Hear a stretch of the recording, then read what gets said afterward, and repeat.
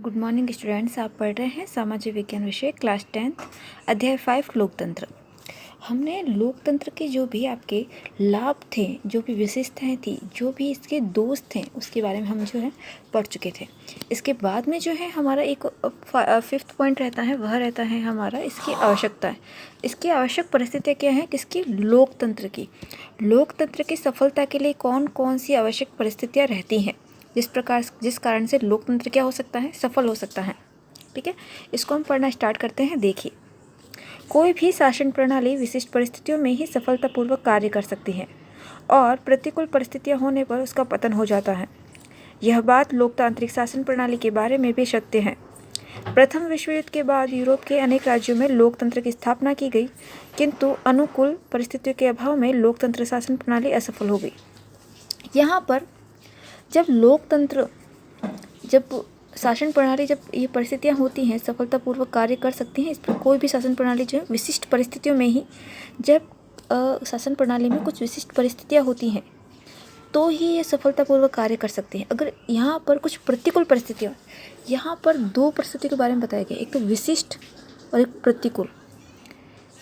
प्रतिकूल से यहाँ पर ऐसे हैं कि अगर एक तो हमारे अनुमान के अनुसार या जैसे हमने मानी है या कुछ ऐसी परिस्थितियाँ हैं, लेकिन जैसा हमने सोचा है वैसी परिस्थितियाँ नहीं बन जाती हैं। जैसे कि अभी वर्तमान में कोरोना जैसी परिस्थिति को किसी ने भी नहीं सोचा था कि इस प्रकार की शासन प्रणाली, जिस प्रकार से हमारी कंटिन्यूटी चली आ रही थी, उसमें इस प्रकार की बीमारी का इतना भयावह दृश्य देखने को मिलेगा और हमारी पूरी सत्ता ही पलट जाएगी।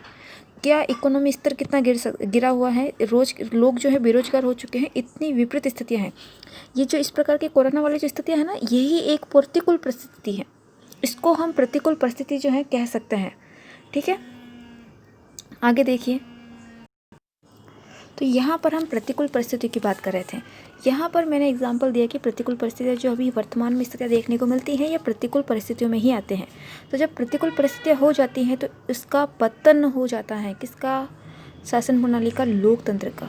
यह बात लोकतांत्रिक शासन प्रणाली के बारे में क्या है? सत्य है, क्योंकि ये तो हम इसका एग्जाम्पल जो है वर्तमान में देख रहे हैं, प्रेजेंट टाइम में देख रहे हैं, किस प्रकार की शासन प्रणाली में इस प्रकार की परिस्थितियाँ जो देखने को मिल रही हैं, प्रतिकूल या विपरीत परिस्थितियाँ, यह लोकतांत्रिक शासन प्रणाली के बारे में क्या सिद्ध हुई है? सत्य सिद्ध हुई है, क्योंकि इसका तो हम जो है प्रेजेंट टाइम में जो है एक्चुअल में जो है हम इस बात को देख रहे हैं। तो जाहिर सी बात है, ये इसके बारे में जो ये बात कही गई है क्या है? एकदम सत्य।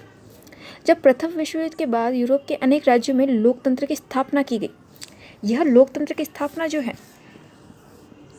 सबसे पहले यूरोपीय क्षेत्रों में आई है, भारत में बाद में आई है।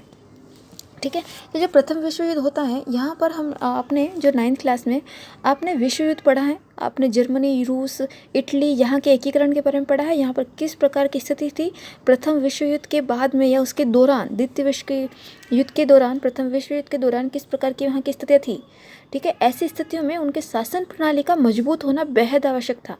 ठीक है, तो उनकी शासन प्रणाली को मजबूत करने के लिए एक लोकतंत्र की क्या की गई? स्थापना की गई।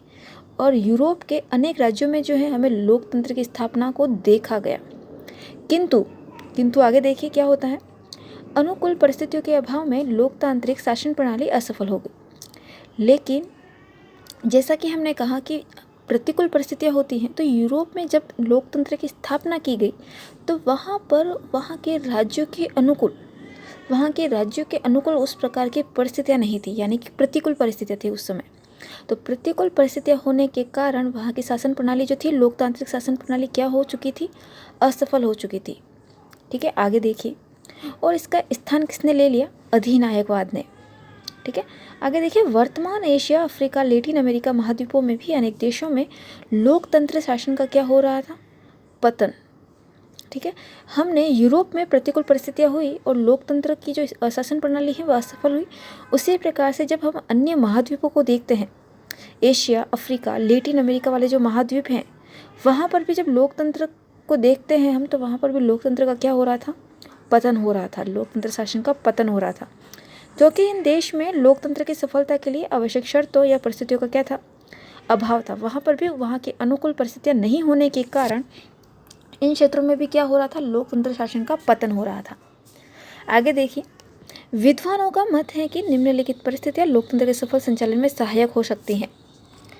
अब हमें यह देखना है कि ऐसी कौन सी परिस्थितियाँ होंगी, हम यहाँ पे हम बार बार बोल रहे हैं कि अनुकूल परिस्थितियाँ होनी चाहिए, अनुकूल परिस्थितियाँ होनी चाहिए, प्रतिकूल परिस्थितियाँ नहीं होनी चाहिए। तो वो कौन सी ऐसी जो कौन सी परिस्थितियाँ हो सकती हैं जिससे लोकतंत्र का सफल संचालन हो सकता है, सफलतापूर्वक लोकतंत्र जो है वह सफल शासन सिद्ध हो सकता है लोकतंत्र का। तो इसके कारण से आपको कुछ परिस्थितियाँ बताई गई हैं आपके बुक में, आपकी बुक में। तो वो कौन कौन सी परिस्थितियाँ हैं उनको हम पढ़ना जो है अब स्टार्ट करेंगे। सबसे पहला जो पॉइंट रहता है आपका, वह है आपका शांति तथा व्यवस्था। सबसे पहला पॉइंट है, अगर हमें लोकतंत्र को सफल बनाना है, सफल रूप से संचालित करना है, तो हमें हमारे क्षेत्र में या हमारे देश में क्या बनाए रखनी होगी, शांति एवं व्यवस्था। चलिए इसको विस्तृत रूप से हम समझते हैं और पढ़ना स्टार्ट करते हैं। देखिए, लोकतंत्र की सफलता के लिए जरूरी है कि देश में आंतरिक व्यवस्था सामान्य हो, युद्ध या बाहरी आक्रमण का भय नहीं हो। ऐसी स्थिति में सत्ता का विकेंद्रीकरण बना रहता है, व्यक्ति अपनी स्वतंत्रता का उपभोग करते हैं। किंतु जब देश में राजनीतिक स्थिरता व व्यवस्था को चुनौती देने वाले आंदोलन चलते हैं अथवा बाहरी आक्रमण होता है, तो सरकार राष्ट्र की अखंडता सुरक्षा के लिए सत्ता का केंद्रीकरण करती है और व्यक्ति की स्वतंत्रता तक पर पाबंदी लगाती है। इस स्थिति में लोकतंत्र दम तोड़ने लगता है। अब देखिए, शांति व्यवस्था कब बनी रह सकती है किसी भी देश में? शांति व्यवस्था तब बनी रह सकती है जब वहाँ पर कोई आंदोलनकारी प्रवृत्ति नहीं देखने को मिले हमें, ना ही किसी अन्य देश के द्वारा किसी और अन्य देश पर आक्रमण वाली स्थितियाँ हो। जिस प्रकार से अभी भी जो है, वैसे इतना तो युद्ध की स्थितियाँ हमें देखने को नहीं मिलती हैं, लेकिन फिर भी काफ़ी हद तक सीमाओं पर एक देश की सीमा का दूसरे देश की सीमा के मध्य जो है हम युद्ध की स्थिति को देखते हैं। ठीक है, आगे देखिए। तो इस प्रकार की जब शांति व्यवस्था नहीं होगी तो वहाँ पर राष्ट्र की अखंडता और सुरक्षा जो है उसका केंद्रीकरण नहीं हो पाता है। ठीक है, और यहाँ पर व्यक्ति की स्वतंत्रता पर भी क्या लगने लगती हैं, पाबंदियाँ लगने लगती हैं। और लोकतंत्र जो है वहाँ पर ऐसी स्थितियों में क्या तोड़ने लगता है, दम तोड़ने लगता है। तो यहाँ पर लोकतंत्र की जो है असफल सिद्ध होता है अगर हम वहाँ पर युद्ध के जैसी या बाहरी आक्रमणकारी स्थिति या आंदोलनकारी स्थिति को देखते हैं। ठीक है, तो इसके लिए लोकतंत्र की स्थापना के लिए हमें शांति बनाए रखना आवश्यक है। अगला पॉइंट रहता है हमारा लोकतंत्र को सफल बनाने के लिए, वह है हमारा सुदृढ़ राष्ट्रीय अर्थव्यवस्था। इसको देखिए, लोकतंत्र की सफलता के लिए यह जरूरी है कि राष्ट्र की अर्थव्यवस्था पर्याप्त क्या हो, मजबूत हो। जो हमारी इकोनॉमिकल कंडीशन होती हैं वह क्या होनी चाहिए, मजबूत होनी चाहिए किसी भी देश की।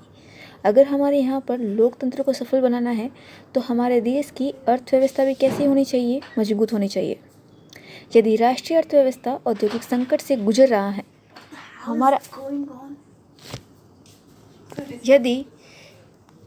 यदि हमारे लोकतंत्र को हमें सफल सिद्ध करना है तो सुदृढ़ राष्ट्रीय अर्थव्यवस्था का होना आवश्यक है। यहाँ पर देखिए, इकोनॉमी के कंडीशन की बात कही गई है।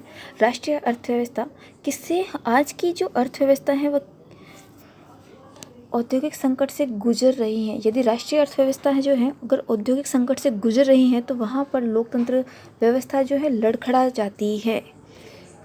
मतलब कि ज़्यादातर जो बेसिकली हम समझते हैं कि जो अर्थव्यवस्था है वह औद्योगिक संकट के लिए औद्योगिक क्षेत्र को महत्व देते हैं। जहाँ पर औद्योगिक क्षेत्र ज़्यादा विद्यमान होते हैं वहाँ की इकोनॉमिक कंडीशन भी क्या होती है, अच्छी होती है।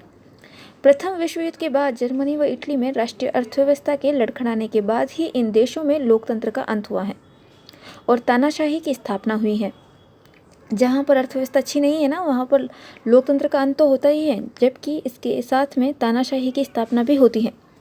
इसी प्रकार द्वितीय विश्व युद्ध के बाद पूर्वी यूरोप में आर्थिक अव्यवस्था के कारण वहाँ के देशों में लोकतंत्र का क्या हो चुका है, अंत, और वहाँ पर साम्यवादी शासन की स्थापना हो चुकी है।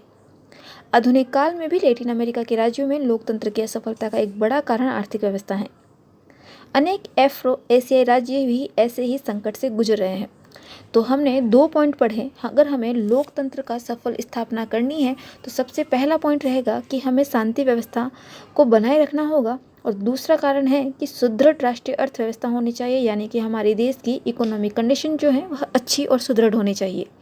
ठीक है, बाकी के आपको कुछ इसमें कुछ ये एग्जाम्पल वगैरह दे रखे हैं कि अगर ये कंडीशन हो जाती है तो उनकी वहाँ पर तानाशाही और साम्यवादी जो है शासन की, तानाशाही और साम्यवादी शासन की क्या हो जाएगी, स्थापना हो जाएगी। नेक्स्ट पॉइंट देखिए, आर्थिक समानता की स्थापना। लोकतंत्र के सफल संचालन के लिए केवल इतना ही जरूरी नहीं कि राष्ट्रीय अर्थव्यवस्था क्या हो, शक्तिशाली, अपितु उसके साथ में यथासंभव आर्थिक समानता हो, अर्थात गरीबी अमीरी के बीच चौड़ी खाई न हो। यह तभी संभव है जब देश में बड़ी मात्रा में मध्यम वर्ग मौजूद हो। इस स्थिति में ही लोकतंत्र को कमजोर करने वाले वर्ग संघर्ष से बचा जा सकता है। हमने कल की क्लास में जब हमने दोष पढ़ा था लोकतंत्र का, तो हमने लोकतंत्र के इस दोष में एक पॉइंट पढ़ा था। एक पॉइंट हमने यह पढ़ा था कि अमीर गरीब होने के कारण जो अमीर वर्ग होता है वह ही प्रतिनिधि के रूप में, या जो सामान्य जनता होती है वह वोटों में खड़ी नहीं होती है प्रतिनिधि के लिए, जबकि जो धनवान होते हैं या जो धनी वर्ग के लोग होते हैं वह चुनाव में खड़े होते हैं। और यह तो हम वर्तमान की स्थिति को देख ही रहे हैं। अब जाहिर सी बात है, आप आसपास में भी देखोगे तो जो धनी वर्ग हैं, जो अमीर वर्ग हैं, वो लोग जो है वोट में खड़े होते हैं, आम इंसान या गरीब इंसान नहीं। तो यहाँ पर सफल लोकतंत्र के लिए यह भी क्या आवश्यक है कि यहाँ पर ना तो ज़्यादा गरीब लोग ना ज़्यादा अमीर लोग, यानी कि मध्यम वर्ग होना चाहिए। मध्यम वर्ग या फिर आपका वर्ग जो कमज़ोर वर्ग है वह नहीं होना चाहिए। तो यहाँ पर बड़ी मात्रा में मध्यम वर्ग मौजूदगी को सफल संचालन यानी लोकतंत्र के सफल संचालन के लिए उपयोगी बताया है।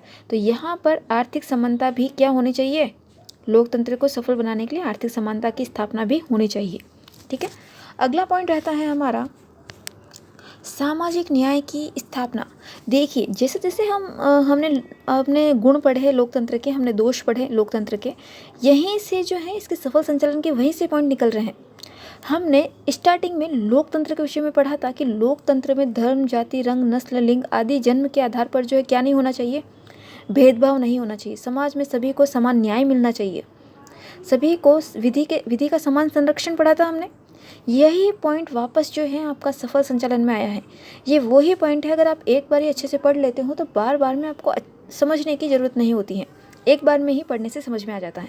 तो वही बात यहाँ पर सामाजिक न्याय की स्थापना भी लोकतंत्र की सफलता के लिए आवश्यक है, जो हम समझ चुके हैं, फिर भी आप एक बार इसको रिवाइज कर सकते हैं।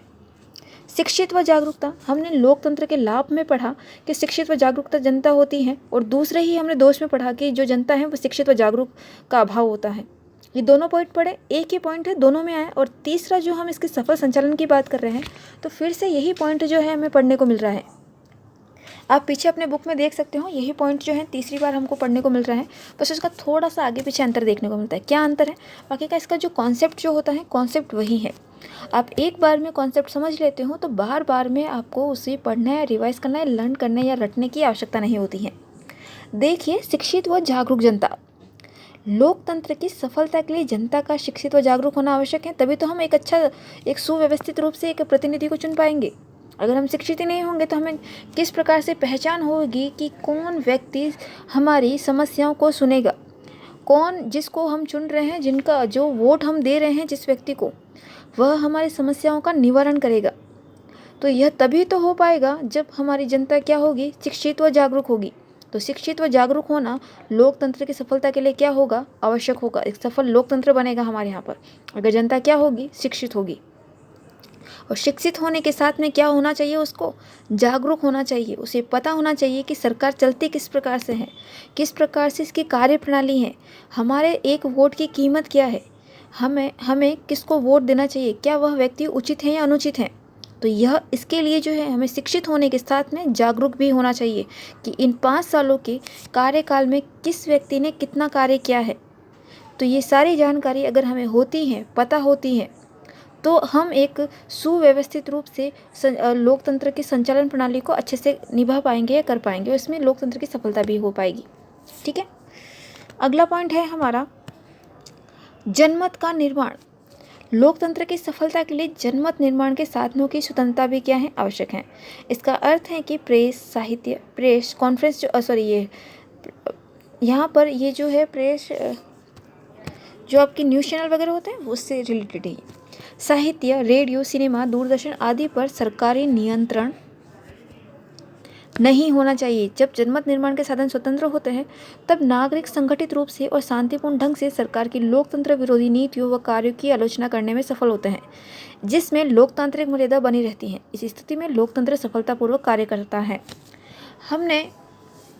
हम वैसे तो ज़्यादातर जो न्यूज़ चैनल होते हैं एक निष्पक्ष रूप से जो है न्यूज़ को बताते हैं, वो सही जो न्यूज़ होती है उसको बताते हैं। लेकिन कहीं कहीं हम क्या देखते हैं, कुछ न्यूज़ चैनल जहाँ पर जिनका सरकार का नियंत्रण हो जाता है, वो सरकार के विरोधी या सरकार के किसी भी व्यक्ति द्वारा जो है व्यक्ति के लिए किसी भी अनुचित बात को नहीं कहते हैं। जो सही है वह अगर सही नहीं भी है तो उसकी अनुचित बात को सामने लाने से डरते हैं। या कोई गलत व्यक्ति होता है तो उसके अगर वह उनको छानबीन करते हैं और वहाँ उनकी सच्चाई पता भी होती है तो वह सच्चाई जो है उजागर नहीं हो पाती, क्योंकि वो चैनल खरीद लिए जाते हैं। तो यहाँ पर जो है इस प्रकार की बात कही गई है कि यहाँ पर जो भी प्रचार वाली जो वस्तुएं होती हैं, न्यूज़ चैनल है या साहित्य है या टीवी चैनल्स होते हैं, न्यूज़पेपर होते हैं, उन पर सरकार का नियंत्रण नहीं होना चाहिए। जब उन पर सरकार का नियंत्रण नहीं होगा तभी एक सफल लोकतंत्र की क्या हो पाएगी, स्थापना हो पाएगी। अगला नेक्स्ट पॉइंट रहता है आपका नागरिक नैतिक व राष्ट्रीय चरित्र। जब किसी समाज में नागरिक नैतिक और राष्ट्रीय चरित्र श्रेष्ठ होता है वहाँ लोकतंत्र की सफलता की बहुत उम्मीद होती है। ऐसे समाज में व्यक्ति अपने अधिकारों व कर्तव्यों का उचित प्रयोग करता है। वे सार्वजनिक समस्याओं पर लोकहित की दृष्टि से विचार करते हैं और साथ ही नागरिकों के प्रति सहिष्णुता, उदारता, सहानुभूति, सेवा, प्रेम आदि का व्यवहार करते हैं और अपने राष्ट्र से प्रेम करते हैं। वस्तुतः लोकतंत्र अंतिम दृष्टि से जनता की शक्ति पर निर्भर करता है और जब जनता का नागरिक नैतिक और राष्ट्रीय चरित्र सुदृढ़ होता है तो लोकतंत्र भी सफल होता है। एक व्यक्ति का राष्ट्र के प्रति समर्पण भाव, राष्ट्र का जो है जनता का नागरिक जो है वो नैतिक और राष्ट्रीय चरित्र क्या होना चाहिए, उसका सुदृढ़ होना चाहिए। वैसे इसमें कुछ ज़्यादा इंपॉर्टेंट नहीं है समझाने वाला, आपको सारे पॉइंट्स लर्न होने चाहिए अच्छे से। ठीक है, आज के लिए हम इतना ही पढ़ेंगे। कल की क्लास में हम आगे जो है इसके नेक्स्ट पॉइंट रहते हैं उसको कंप्लीट करेंगे और कल जो है इस चैप्टर को कंप्लीट आपका एक पूरा हो चुका होगा। ठीक है, आज के लिए इतना ही। Thank you.